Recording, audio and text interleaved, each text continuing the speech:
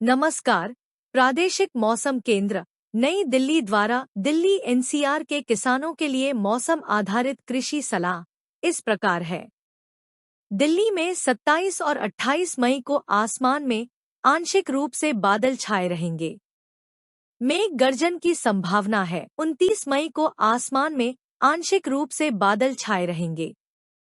मेघ गर्जन व बिजली चमकने के साथ हल्की वर्षा होने की संभावना है तथा झोंकेदार हवाएं गति 30 से 50 किलोमीटर प्रति घंटा अस्थायी रूप से 60 किलोमीटर प्रति घंटे तक पहुंच सकती है।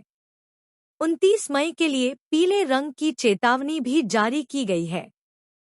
तापमान की बात करें तो आज दिल्ली में अधिकतम तापमान सामान्य से 2 से 3 डिग्री सेल्सियस कम रहने का अनुमान है, जो कि 37 से 39 डिग्री सेल्सियस के लगभग होने की संभावना है। अगले 2 दिनों में इसमें कोई विशेष परिवर्तन होने की संभावना नहीं है।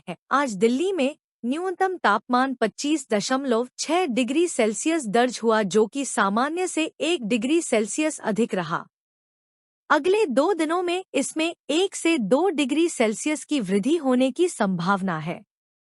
मौसम के पूर्वानुमान को देखते हुए किसानों को सलाह दी जाती है कि हल्की वर्षा पूर्वानुमान को ध्यान में रखते हुए सभी किसानों को सलाह है कि सब्जी नर्सरी, सब्जी फसलों में किसी प्रकार का छिड़काव अगले कुछ दिनों तक न करें।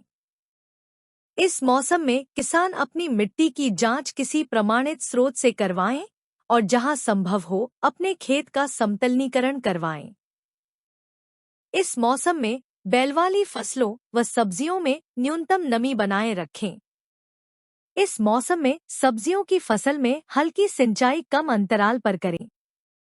ग्रीष्मकाल हरी खाद के लिए सनई, नैंचा की बुवाई कर सकते हैं। अच्छे अंकुरण के लिए खेत में पर्याप्त नमी होनी आवश्यक है। ग्वार, मक्का, बाजरा आदि चारा फसलों की बुवाई इस सप्ताह कर सकते हैं। बुवाई के समय खेत में पर्याप्त नमी होनी आवश्यक है। किसान अरहर और कपास की बुवाई के लिए खेतों को तैयार करें तथा बीज किसी प्रमाणित स्रोत से ही खरीदें। मौसम को देखते हुए किसान तैयार सब्जियों की तुड़ाई सुबह या शाम को करें तथा इसके बाद इसे छायादार स्थान में रखें। भिंडी की फसल में तुड़ाई के बाद यूरिया 5 से 10 किग्रा प्रति एकड़ की दर से डालें तथा माइट कीट की निरंतर निगरानी करते रहें। इस मौसम में